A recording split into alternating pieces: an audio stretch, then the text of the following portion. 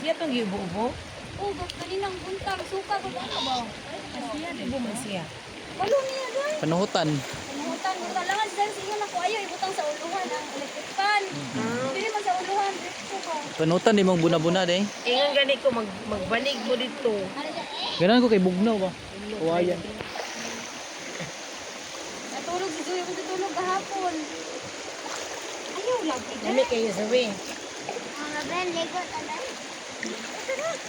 Oh, lagi na naog. Ay, mga ben. Ayaw ko po ako. Ko ako. Sisir. Tuhod to. Karon kana na pod. Init man kaayo basta kanang dili mo kuan ba? Di mo tuslob. Picture tayo to.